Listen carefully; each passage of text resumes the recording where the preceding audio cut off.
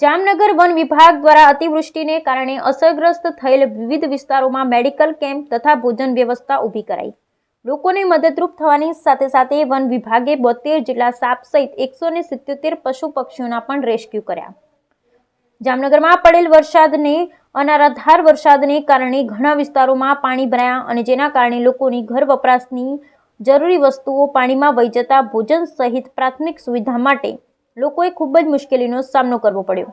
ત્યારે જિલ્લા વહીવટી તંત્ર સાથે જામનગર વન વિભાગ પણ લોકોની વહારે આવ્યું અને અસરગ્રસ્ત વિસ્તારોમાં ફૂડ પેકેટ તેમજ જરૂરી કીટોનું વિતરણ કરવાની સાથે વન વિભાગ દ્વારા જામનગરના વિવિધ વિસ્તારો પાણી ઉતરી ગયા બાદ લોકોને મેડિકલ સુવિધાની જરૂરિયાત જણાતા તાત્કાલિક મેડિકલ ટીમની વ્યવસ્થા કરી લોકોને સ્થળ પર જ મેડિકલ ટ્રીટમેન્ટ આપવામાં આવી। ધોરાજીના ડોક્ટર બશીર ગરાણા વન વિભાગ ટીમ સાથે અસરગ્રસ્ત વિસ્તારમાં લોકોને સારવાર આપવા ઉપસ્થિત રહ્યા। વધારે પડતા પાણીના લીધે લોકોમાં ઊભી થયેલી તાવ, શરદી, ઉધરસ તેમજ ચામડીને લગતા રોગોની સ્થળ પર જ સારવાર આપી જરૂરી નિદાન કર્યું। વન વિભાગે જરૂરિયાતવાળા વિસ્તારમાં 800થી વધારે લોકોને મેડિકલ જરૂરિયાત તેમજ ભોજન પૂરું પાડેલ તો સાથે સાથે પશુ પક્ષીના જીવ ન જોખમાય તેની પણ કાળજી લીધી। વિવિધ વિસ્તારોમાં ખૂબ જ પાણી ભરાઈ જવાને કારણે પાણીની સાથે લોકોની ઘર અંદર સાપ સહિતના જીવજંતુઓ પણ આવી ચડ્યા, જેનું તાત્કાલિક ધોરણે વન વિભાગે રેસ્ક્યુ કરી તેઓને સલામત સ્થળે મુક્ત કરવામાં આવ્યા।